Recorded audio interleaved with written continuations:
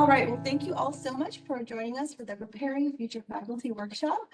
Joining us today are Dr. Jana Dufek, Vice Provost for Faculty Affairs and Professor with the School of Integrated Health Sciences, Dr. Merrill Landers, Chair and Professor within the School of Integrated Health Sciences, and also the Cyrus, Chung, Ying, Tang Foundation Research Professor, and Dr. Alyssa Crittenden, Vice Provost for Graduate Education and Dean of the Graduate College, and also Professor of Anthropology. So they are going to discuss different levels of a traditional professorship and other avenues of becoming a faculty member and answer all your questions that you might have. So we're going to go ahead and start us off by asking our panelists if they can just take a minute to introduce themselves and tell us a bit about your journeys to getting to faculty and your paths since. And Dr. Dufek, do you want to get us started? Sure. So, thanks for the introduction previously. My name is Jana Dufek, Vice Provost for Faculty Affairs. And what is the question? It's been a while.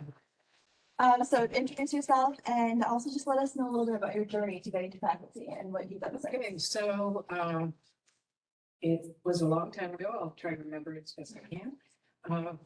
I finished my undergrad in 3 years, spent some time student teaching. I was trained in education, learned very quickly that's not what I wanted to do. So got in a master's program, finished that in about a year, was fortunate to have an opportunity to go to the US Olympic Committee as a research assistant. So worked there for a couple of years. At that time, I was exposed to a lot of professors. People with PhDs that were running the sports science program, and it's like, that's what I want to do. But I knew I couldn't do it unless I earned a PhD. So when I was done at the Olympic Training Center, I enrolled at the University of Oregon, earned my PhD there. And then this was kind of before the time of postdocs, well before the time of postdocs.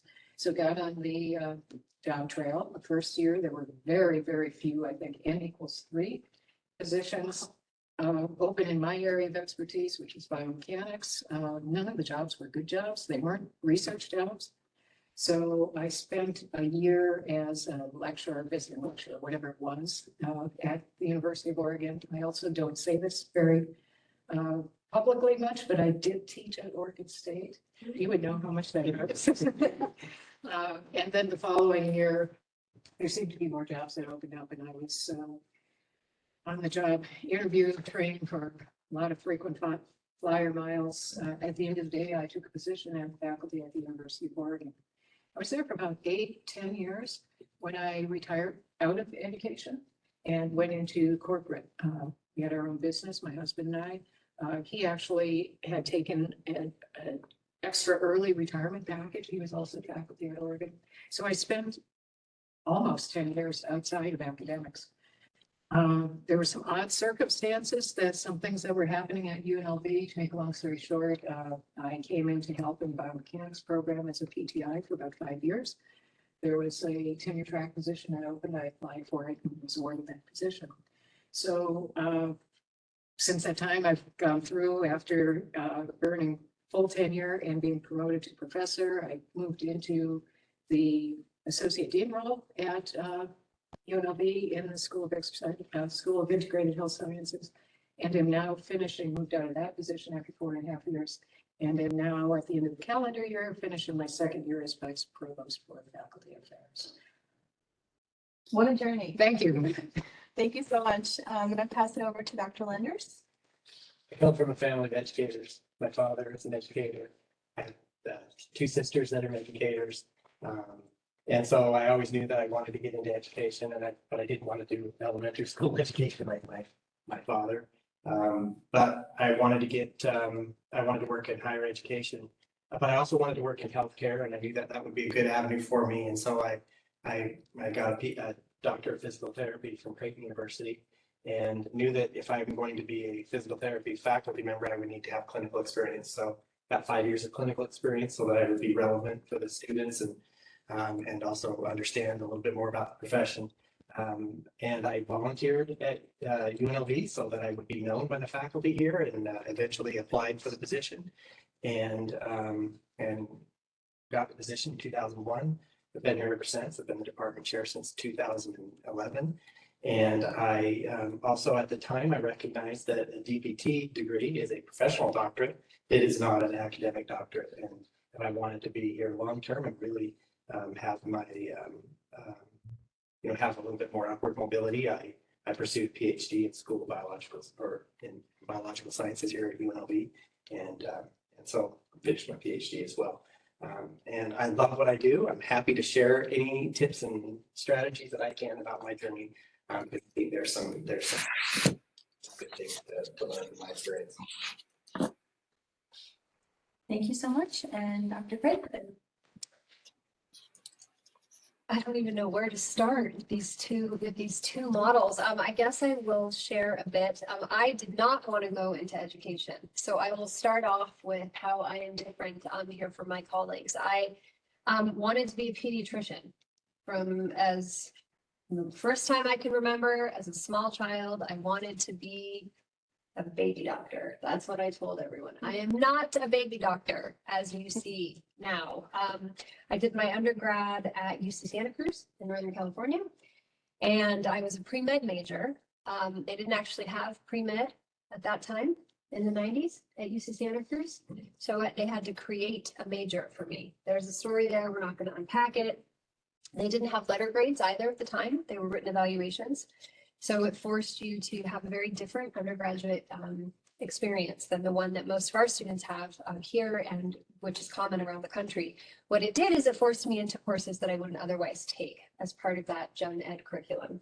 And I found myself in an Introduction to Human Evolution and Introduction to Human Biology course at the end of my freshman year. And I sat in that 250 seat class at 8 a.m. with a very tough professor, and the sky opened and the music started playing, and the sunbeams shone down on me. And I realized that actually all this time I wanted to be an evolutionary biologist. As it turned out, I was still interested in health, but it was actually biology that really was my fancy. And I was still interested in infants, but it was the mother-infant dyad which had me really fascinated. And it was the evolution of our reproductive system and the evolution of our infants and children as a species and how unique we are that really captivated me. So I went on to graduate. I changed my major by the end of the semester, by the way, to anthropology. And I went on to earn my master's degrees and my PhD at UC San Diego. And then I ended up doing a postdoc at the medical school across the street, at the medical school affiliated with UCSD. And I finished my degree during the Great Recession, and there were almost no jobs. So to speak to what Janet was saying, I actually made it for those of you who are kind of seeing the finish line and thinking about kind of applying for jobs. During the time that I completed my dissertation and defended, and then during the 2 years that I was a postdoc, or I guess the year and a half, I applied for every job that was out there, the 5 jobs or 6 jobs that existed during that time. I made it to the interview stage of 3 positions, and all 3 were canceled at the time when we were to schedule travel for those positions. So through a circuitous kind of chain of events, I was invited to give a talk at University of Nevada, Las Vegas by a colleague of mine who is transitioning out of the university, who was in the anthro department. And I came to give a talk, and I really hit it off with all of the faculty. And there was a position coming up for a visiting assistant professor, which they encouraged me to apply for. I applied for that position, got my foot in the door, and lo and behold, here I am today. I made it all the way through to tenure. So I went assistant, associate, and the day that I assumed this position as Dean of the Graduate College and Vice Provost for Graduate Education was the same day that my title of professor was conferred. So July 1st, 2022 was a big day. And as it turns out, I never thought I wanted to be in education, and now all I do is think about higher education and ways to break down barriers, and how my research career led me to do this job, which I love very much, but is very different than my faculty job. Sorry for the long-winded. I like to talk about my life story. thank you all so much for sharing your stories with us. I hope this shows our participants how different every path is. Not everything's going to be linear, and there's just going to be a lot of different circumstances surrounding your path to going where you all want to be. I also want to encourage you all to please ask questions of our panelists. If anyone here has questions, please feel free to do so. Type them in the chat or unmute yourself. But while you're all thinking of questions, I'll go ahead and jump into the next one. Can you tell us a little bit about your opinion about the future of professorships and tenure at four-year institutions? Whoever wants to start? Live in a slow death. Right? I think that the experiences that the three of us had is, it won't, in my opinion, it won't change overnight, but I think the writing's on the wall that not necessarily professorships, but tenure as a commodity, in my opinion, is not necessarily going to be there when all of you are making those applications at year 6. Just my opinion. I have reasons, but I don't know, I'd like to hear from my colleagues. No, I agree. Actually, there are some universities that are transitioning, big universities that are transitioning away from promotion and tenure processes like that and doing what they call continuing competence or some other type of pseudo tenure process. But I don't think that in the time that you all will apply that you'll see that big of a change, but maybe toward the middle part or end part of your career, there'll probably be bigger shifts. Yeah, I concur. I have a lot of collaborators and friends at European institutions, South African institutions, and the American system is actually quite unique in regard to the tenure and promotion system. They have equivalencies in other systems, but I think that the way that we have historically done this, I think is going to radically change.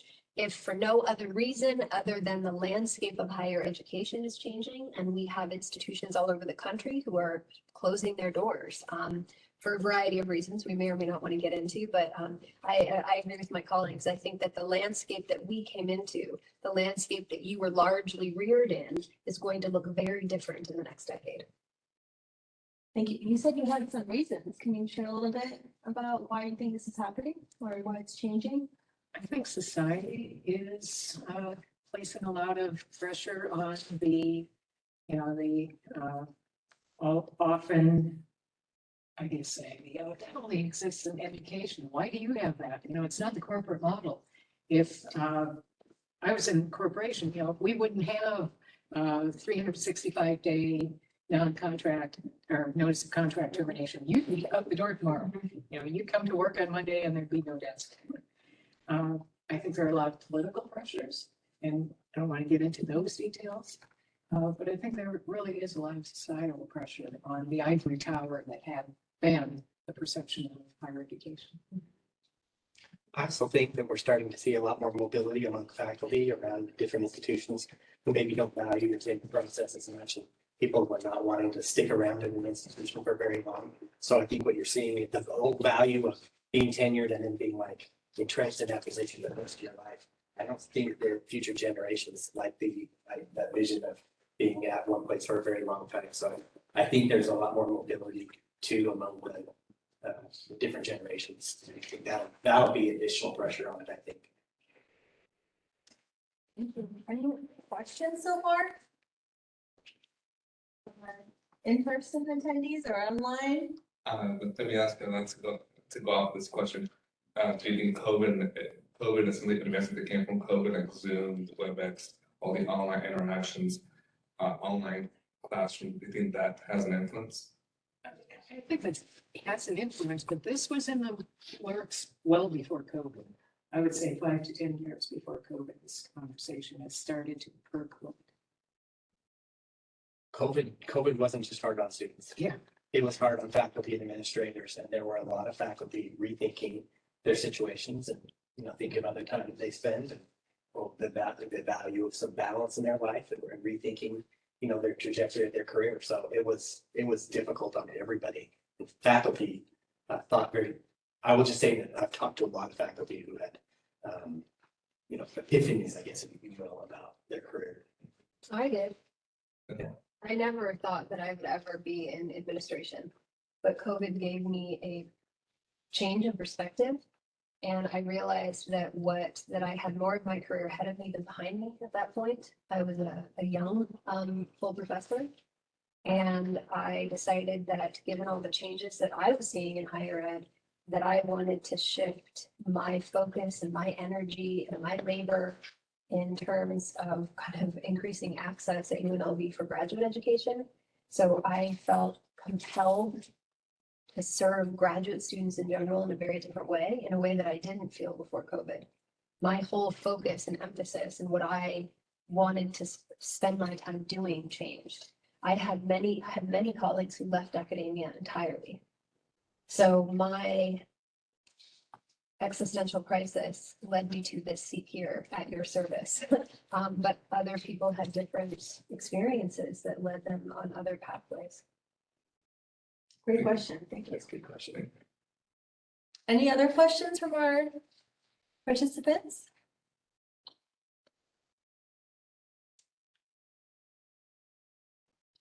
All right, well, can you talk a little bit about some ways we can make ourselves competitive candidates for faculty positions for those of us that are still interested in going down that path? So I've done a lot of hiring over the years, and I've looked at a lot of CVs over the years.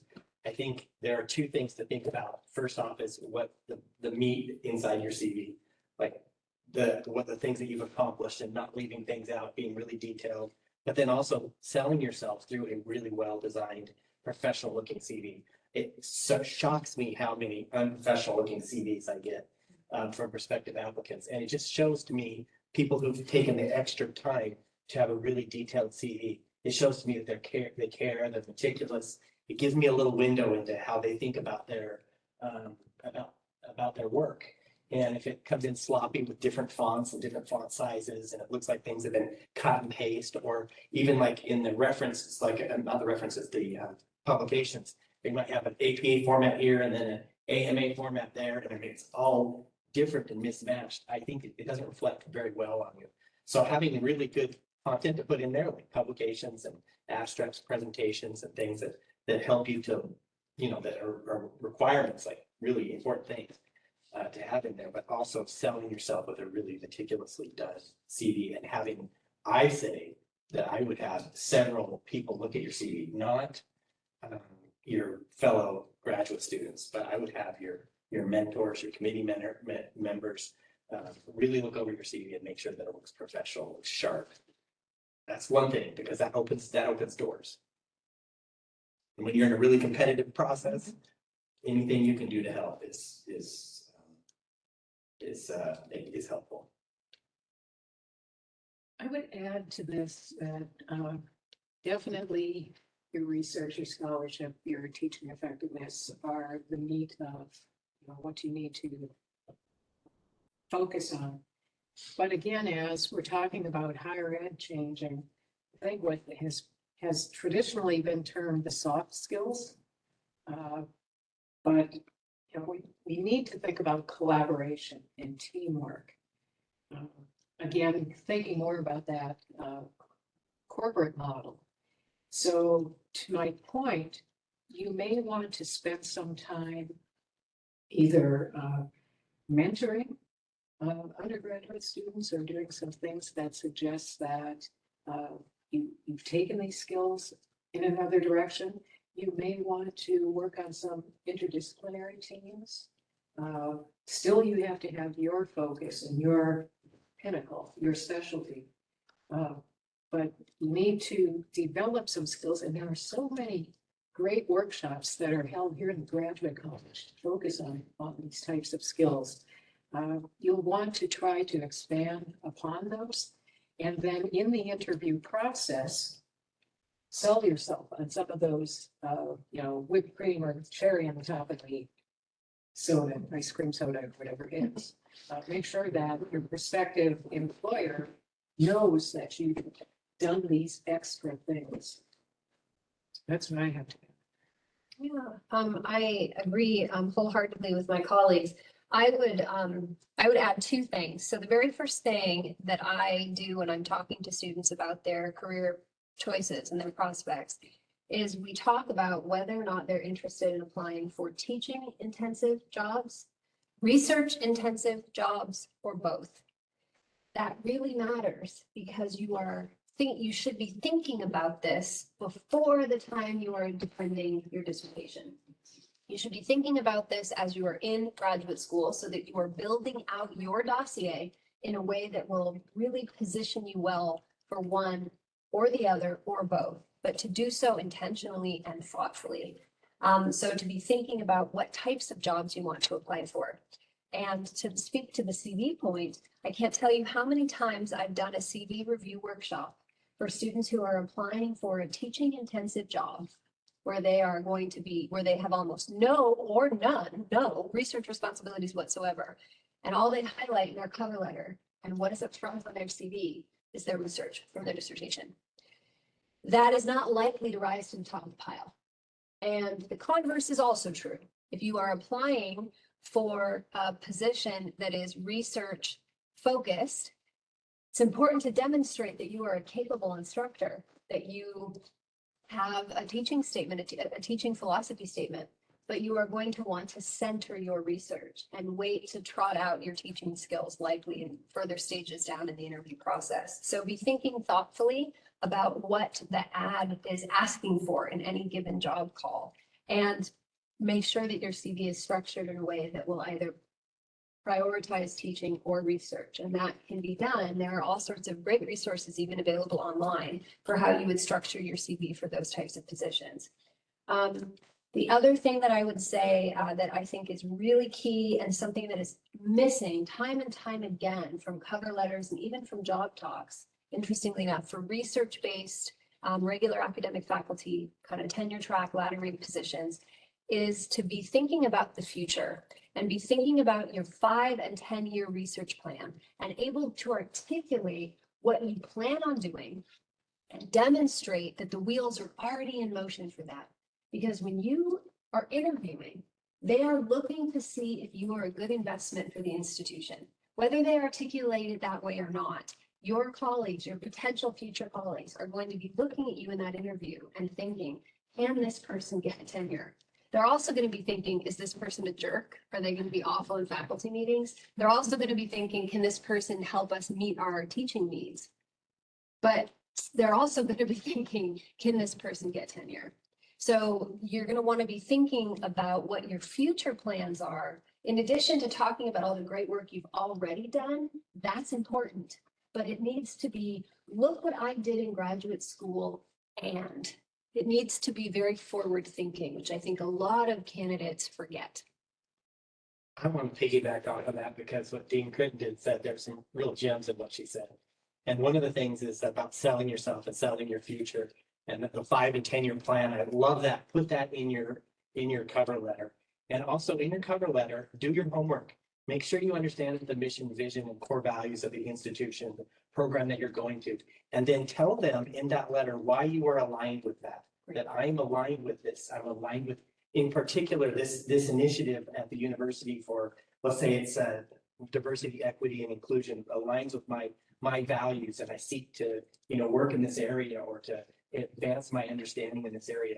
Make sure that you spell out how aligned you are with the program, and then actually adding this 5 to 10-year plan, and then add how you will contribute to making this program, the program that you're applying to, better. Right. These are the skills that I have that will help elevate your program. Right. This is the other little piece that I was thinking about, what is communication skills. That you need to really develop your communication skills in written and oral communication and your listening skills. And the one that seems so logical, but we have so many tools to help us with our written communication skills. Whenever you see those little red squigglies in your Word document, pay attention. There is nothing worse than reading a cover letter with 7 misspelled words. I said it seems so logical, but pay attention. Small details. It is. So Can I add one more thing? Another thing, please, I beg of all of you, do not send out the very same cover letter for every position you apply for. I cannot underscore this point enough. And if you do send them out and they're roughly similar, please read through and make sure that you have the correct institution listed in the cover letter. That also happens more times than you can even imagine. But to this point, making sure that you are reading the job call, I think that's great, and that you're checking for all those inconsistencies, but also to acknowledge that you see what they're doing. Faculty want to see that you've looked at their bios and their research program and what they're doing. They want to know that you feel that you can integrate with to complement their existing strengths. One more minor add-on to this, and this is the personalization piece. Try to avoid at all costs writing your letter to whom this may concern. There's nothing more that turns me off more than you not knowing who the search committee chair is, or, personalize it. Take your time. I want to add one thing about this personalization piece. I had an applicant that applied for a recent position, and in the letter detailed all the people at the university that he felt like his research he could collaborate with. And I'm like, wow, this person really did their homework, because there were people outside of my college, but their research was, he had spent enough time to research all the different people that I was really impressed by that. I mean, his name rose toward the top, of course. We didn't end up hiring him, but we tried. Thank you. It looks like we have a question. Nadia, do you want to unmute yourself and ask? Yes, hi. I have a question about sort of going back to what you were talking about initially with regards to the changing nature of faculty jobs and tenure. So for me personally, and I think maybe for others as well, our concern really is about sort of the job security element of the changing kind of nature of faculty hiring and faculty positions. So, for example, I see a lot of people who are sort of on year-to-year contracts, having to move around a lot, uncertain, like semester to semester, even what courses they'll be teaching, and what the pay rate is going to be. And these are situations I would personally like to avoid. And so I would be more interested in hearing about what are some of the alternative faculty positions or alternative routes in academia that provide some level of job security, even if it's not the traditional tenure track path.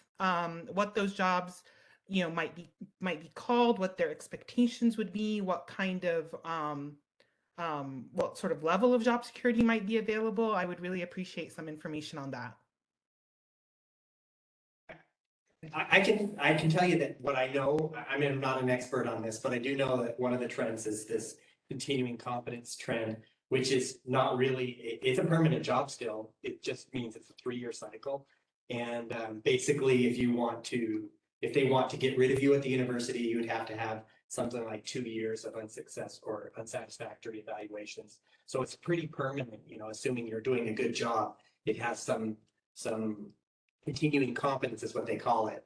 But there's some, I would say that's why I say it's pseudo tenure like, because it has some of the same type of processes, but and I think that's exactly what's happening at UNLV with the faculty and residence positions, which basically are they're basically 2 years of unsatisfactory to get rid of somebody from a fur line. So I think that there is some permanency, Nadia. So I don't know that you'd have to be too overly stressed that the jobs are going to be like year to year. I think that there will be some type of permanency to most of the future changes in the professoriate, but I'm not 100% certain.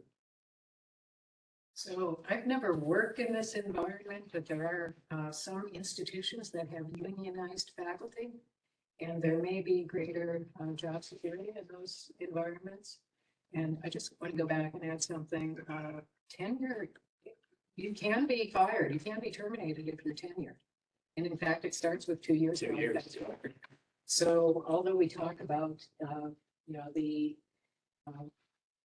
fact that we have job security, if you're not performing, if you don't do your job to the expectations that it should be done, or if you do something egregious, something stupid, you can be terminated as well.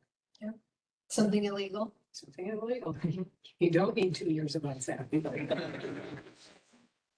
So I'll just add on that I think I'll speak to, those were great answers. So I'll speak to the first part of your question, Nadia, what you should be looking for. There seems to be a misconception amongst a lot of graduate students that I talk to. And so I want to clear that up right now. The short-term part-time instructor or short-term instructional positions where you often don't know what courses you're teaching, it can even be semester to semester. Those are different than, say, a faculty in residence or an instructional faculty position that you would apply for. Those are separate things.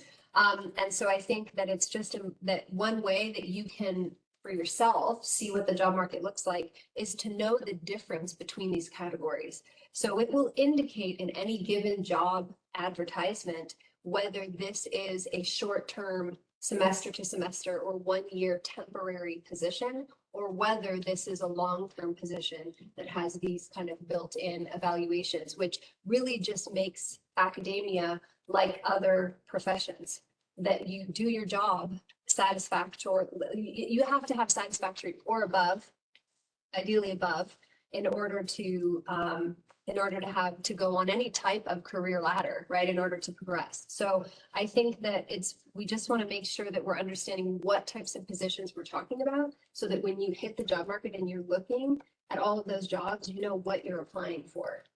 They will outline it in those job descriptions. Yes, Nadia, follow up.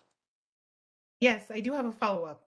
So because you just said career progression. So because when you look at like a tenure track position, it's very clear what the career progression is, but what would be the kind of career progression that we could look out for in one of these types of like faculty in residence or instructional positions that's taking the more sort of continuing evaluation approach?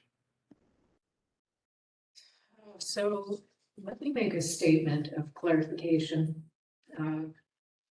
In the Nevada system of higher education, all faculty must be evaluated every year. So that's the first piece. Let's see, I forgot. What else what should you be looking for? The non-tenure track positions do have promotion lines. So those are opportunities to move up the career ladder, as my colleague Alyssa had mentioned. Instructors can be promoted to senior instructors.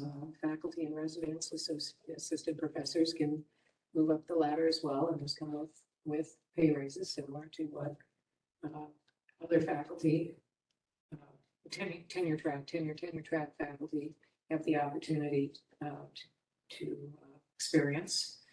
So those were just a couple of the comments I had initially. Yeah, there's the same type of progression, even for like a research line. You could have assistant professor in research, associate professor in research, full professor in research. So I think that what you'll still see those same type of rank advancements, even in these maybe non-tenure appointments. But I also want to be clear though, that this is just a trend.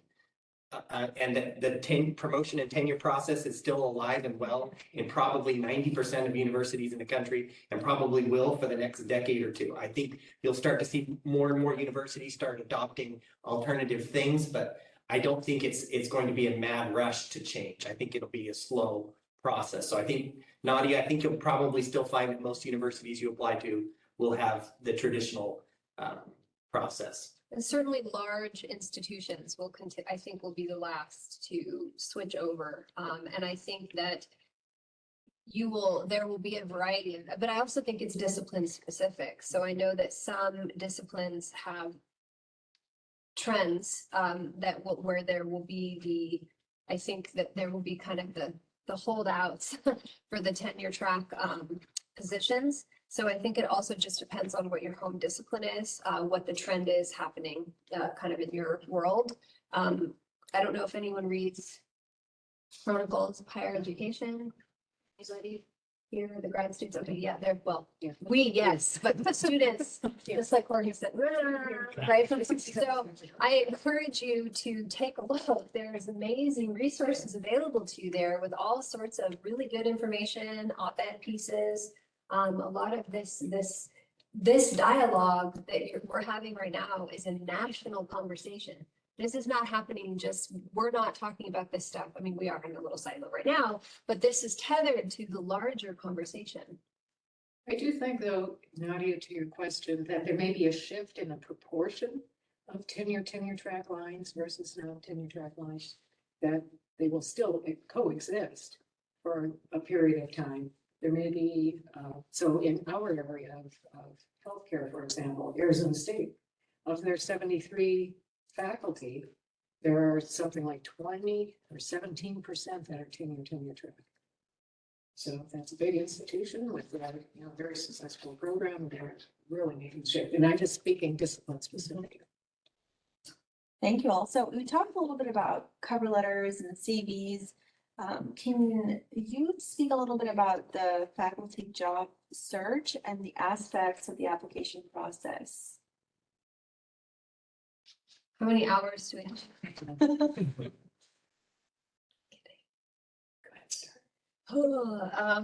Okay, that's a big question. I think that it's important to think about it in stages. I think that at every stage, what I advise students to do is to take that stage of the process very seriously and put all of your energy and effort into being thoughtful and intentional about what you are doing at that stage. So when you are making sure your CV is up to snuff, be intentional. When you are reading, when you are looking for what jobs you might want to apply for, there is a tendency, and I know there's a panic. And so I know that particularly when you're hungry, right, for a job or actually hungry, you will apply for as many positions as you think you can get out there. If you are not a good fit, you are wasting your time and everyone else's. So be thoughtful at every step of the process. I had a colleague who asked us, so there were a few of us here at UNLV who wrote letters of recommendation for this person. 28 job applications, 28 different letters due in a 2-week period of time. That was very challenging. This person was not actually a strong candidate for 28 positions. This person was a strong candidate for like 5. So just be thinking about what you're asking your letter writers to do, the work that you're, putting on the search committees. The search committees know if they're a good, you're not going to be able to pull the wool over their eyes with your cover letter if your CV looks very, very, very different from the job ad. So there's one thing there, but then just to go forward and carry that intentionality with you to each part of the process. So if they're asking you for research statements or for a teaching philosophy, this is a real story. This really happened. This is an actual thing I'm about to tell you. I was a finalist. I made it on what they call the long list. So I made it through kind of the first round, and there were like 15 of us, maybe 12 on the long list for a job at UC Santa Barbara. We were on the long list. This was my first year here before I had transitioned into a permanent position. So I was not applying to 28 jobs, but I was applying to a lot. And in this position, we were asked to submit a research statement, a teaching philosophy, and a diversity statement. And I had a colleague from an Ivy institution, not that this has anything to do with Ivies, it just happens to be where this person is from. And they wrote to the chair of the search committee and said, if you call me in for an interview, I will give you my teaching philosophy, research statement, and diversity statement. I am not going to spend the time writing these statements unless I get an interview. That person did not get an interview, as you might imagine, but take it seriously. There's work going in here. And then the whole interview, I can't even start with that. I want to give my colleagues space to talk. That's a whole different animal. Okay, on one thread, one thing that Alyssa said was letter writing, right? So you all have dissertation chairs, and hopefully you have a good relationship with that advisor, and that can be one person who's going to write your letter, right? Now, you have to take this time to develop relationships with other faculty so that they know you to a level of uniqueness so that they can customize that reference letter to your strengths. Please do not expect that just because a person was a professor in one of your classes that they're going to take the time and write this glowing letter about you. I had one of my old students, actually, a master's student who finished the degree and then went out and had some sort of job while they were looking for another job, came back to me and asked for a letter of reference for a teaching position. And I said, okay, student X, former student X, do you really think that I can address your teaching? I have never seen you teach.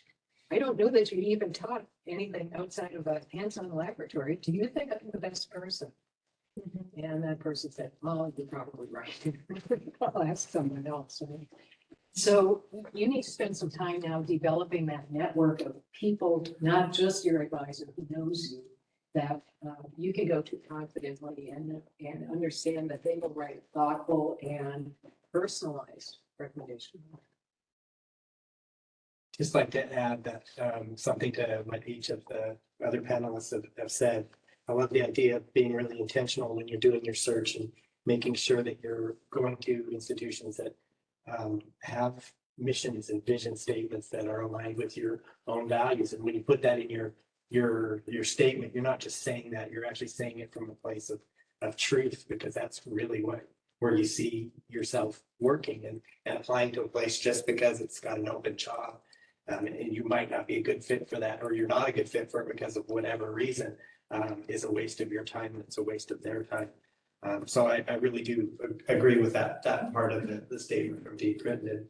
I'd also like to add that you really do need to build the relationships with your advisor, and not just with your advisor, but your members of your committee, people who can write letters of recommendation that can be personal, that can really state, it's possible that maybe you might not have a very good relationship with your advisor, which is a bit of a bummer because they're usually the best person to write a letter of recommendation. And if that is the case, now is the time to start mending relationships and start working toward a positive interaction with your advisor, and making sure that the relationship is good enough that the letter of recommendation can be from a footing of positivity rather than underlying negativity. So I think part of the question was the 30,000-foot view of what is the process, right? So we've been talking in detail about aspects of the process, and certainly Dean Crittenden has alluded to parts of the process, but what do you have? You have, okay, let's identify the position. Let's write the cover letter, get the materials together that are necessary for that review. You're going to have the search committee make that review, and they usually start with a long list of applicants. Typically, they'll do probably now some sort of Skype interview. They won't bring in campus right away. Get that down to a short list, and those short list individuals are typically then invited to the institution for an in-person interview. So that for faculty positions, typically the process. Well, probably not for faculty positions. I don't know of any faculty positions that have done airport interviews. Are you familiar with? Yeah, I mean, more so administrative. I know that during COVID, there were faculty positions that were done, there were hires done entirely virtually. Yeah. Which was kind of a radical departure from what we expect, but that would be a whole nother panel, is how to, that would actually be great. Yeah. The whole interview process, because it's not just the job talk, it's the whole schmear we would need to talk about. Looks like we have a question online. Lisa, do you want to unmute and ask your question? First, I just want to say thank you so very much for this workshop. You are providing such information that I didn't anticipate receiving.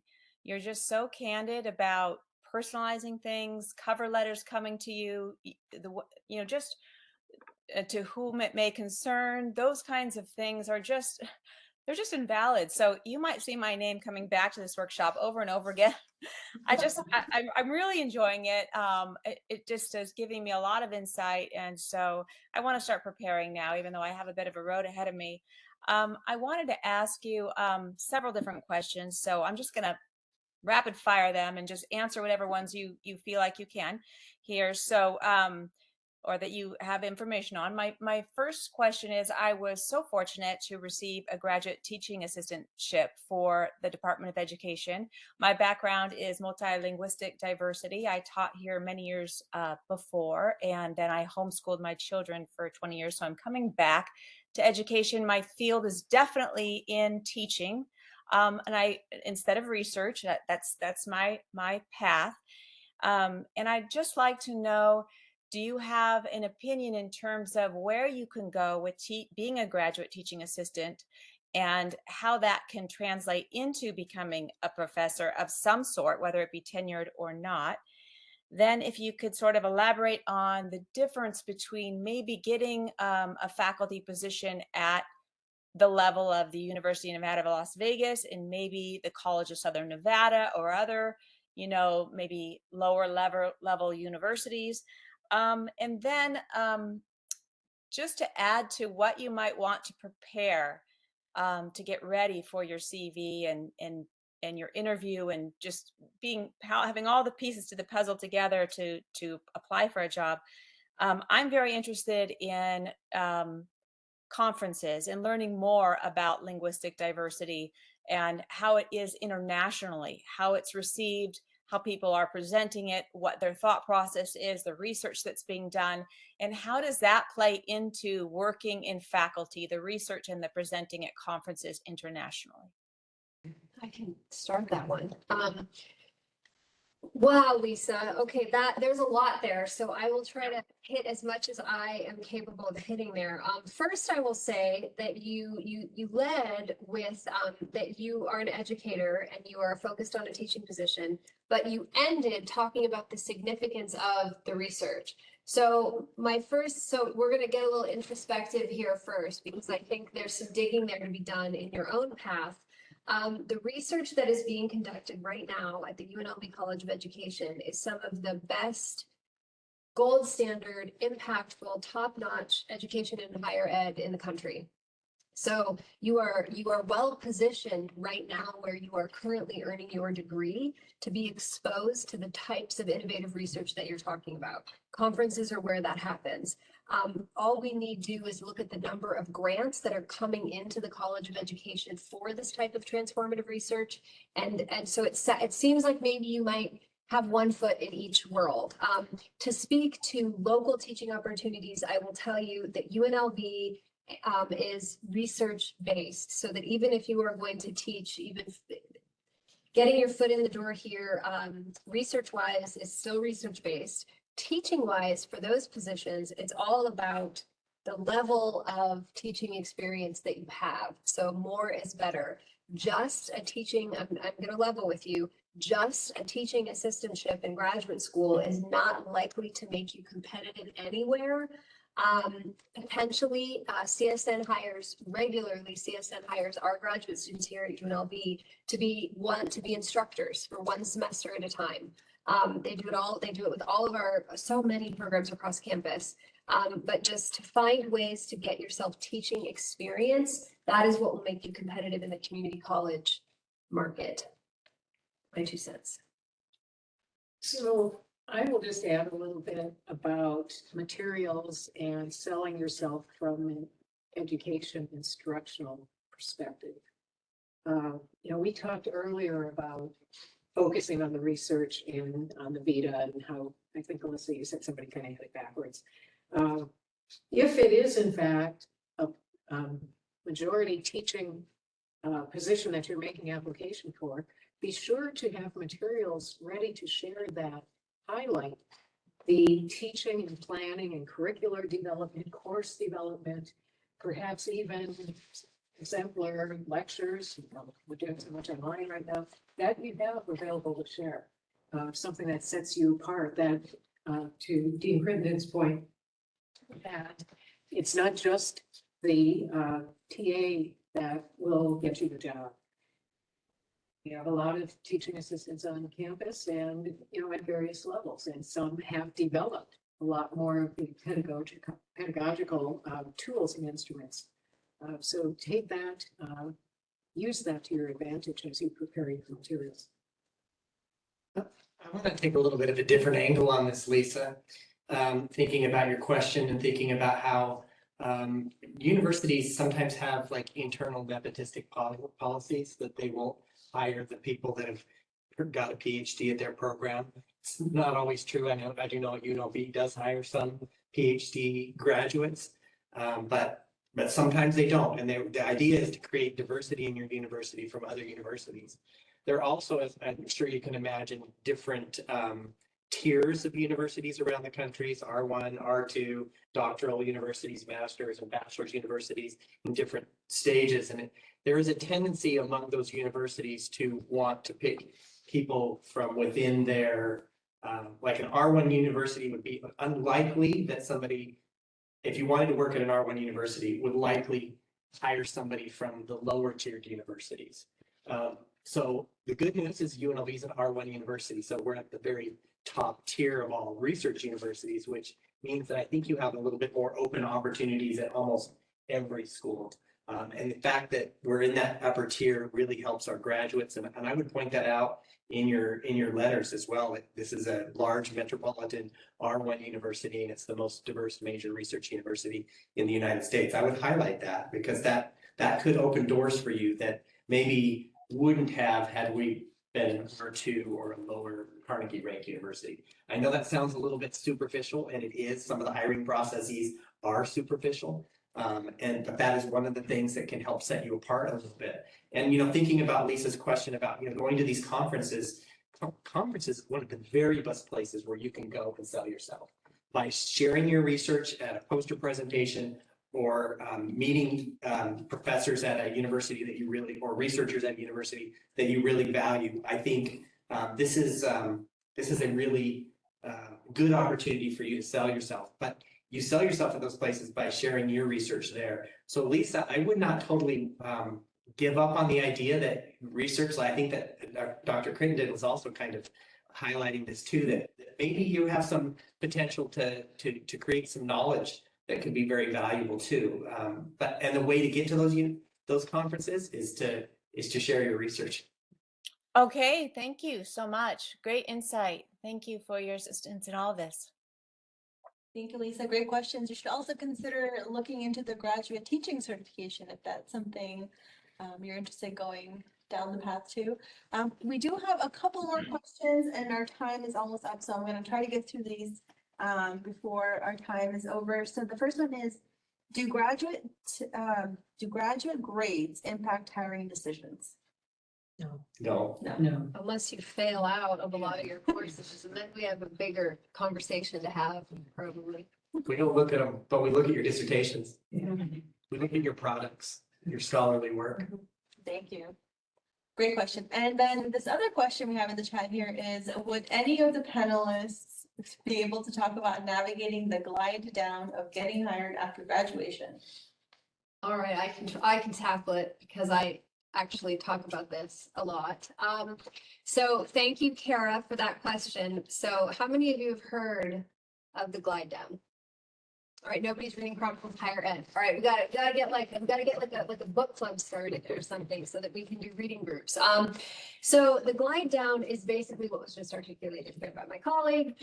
So essentially, if you are interested, if your lifelong dream is to teach at Cambridge University, if your lifelong dream is to be a high research intensive tenure track academic at Harvard, UNLV may not be the place for you to pursue your PhD. Now it might be. There are absolutely instances where this is not the case, but typically you find the most success at institutions that are lateral moves, so peer institutions, or what we refer to as the glide down. So institutions that may be not an R1, but an R2 or an R3, meaning less research active. This is simple math, right? You are coming from a highly research intensive institution, an R1 institution, a large access public university with all of the resources and training that you have here, like a teaching certificate, just saying, through the Grad Academy. Hashtag Grad Academy. And this is going to train you, not only in those soft skills, but it's going to give you the concrete skills and the research experience that build out that CV. That's what makes you competitive. That might not be the case if you're on a job market for those positions that are kind of the upper top tier institutions. It's good to be thinking about what you're training and the institution where you are, what that can prepare you for. Not to deter you, we are not the arbiter of dreams. If that is your dream, go for your dream and do everything you can to be as successful as possible in pulling that star down to you. But realize that statistically, you are going to be most successful at a lateral institution or at one that may be just below where you earned your degree. This is a really good question, and I really thank Dean Crittenden for sharing that background piece of it. I will tell you that this is a good opportunity to utilize your advisor as well. I sat with my last two PhD graduates. We sat down and we went through every job opening and we evaluated whether they were a good candidate or a bad candidate, or just whether it was a good fit or not. And they were based on kind of this idea of the glide down. But then also having a few that might be a little reaches, and it's okay to try for those reaches. You never can tell. And so, and we had a couple of reaches for one of the students, and he got interviews at those places. And so you do need to be intentional about it. I think this was brought up earlier about who you apply to, but use your advisor to ask the question. Do you think I have a chance here? I will say something very small to say. Be realistic about your strengths and weaknesses. Just spend some time thinking about who you are, what you do well, and admittedly what you don't do so well. And use that to help guide your decision-making process. So I have one question, or maybe two, about after you apply and everything. Not even about the first interview, so because usually they ask about all of the stuff that you put in the, your statement and everything. But my question is that about the last one that take you to the campus. So I know that you need to present, like they take you to the class to present something. What I know that it take one day, they take whole day, and 3 days sometimes. Sometimes, yeah. Sometimes 3, sometimes 2. Oh, okay. So most of the friends that I have, it was 1 day only or 2 days only. But I know that you need to present one of your classes that you teach. So I have one question. What happened during these three days? So I just want to make sure that I'm prepared if I went to that level. That's that next one. So we're going to do another workshop. I'm looking at these two because I'm sorry. Thank you. I'm sorry. It's my I'm sorry sandwich that I give a lot to Nev. Because I think that this is something that's missing, kind of in the curriculum in general. We need to demystify the process. That's part of our job here. So in 0 seconds, I can't answer that whole question, but we are going to provide programming that will actually walk through the entire academic interview process. I think that would be really useful. We don't have. We do have a workshop on job talks during our. But I weekend, mean the but whole, not the entire. yeah. So look out for the one on job talks and keep your eyes open for extended programming, because I think that it would be really easy. My gosh, I can't even. We would have a lot of faculty volunteers to come talk about this whole process. So I think it would be a really rich experience. So stay tuned for that one. Just know that the quick version is, whether it's 1 day or 3 days, you are interviewing the entire time. From the moment you meet the first person, whether they pick you up at the airport or they meet you in the hotel lobby, you are interviewing. From the moment you meet that first person to when you're waving goodbye to the last person, wherever they drop you off, you are being interviewed the entire time. Is it legal? Gray area, but you are. Every interaction, every meal, every coffee break, it is all part of the interview. Socializing, you match Yes. Yeah. How you treat administrative assistants. Yeah. Servers in the restaurant, that's all. You're on. They go to the dining hall, so here it is. You're It's on. not like this. Yeah, there's a switch, you're on. But be yourself. Yeah. Be yourself.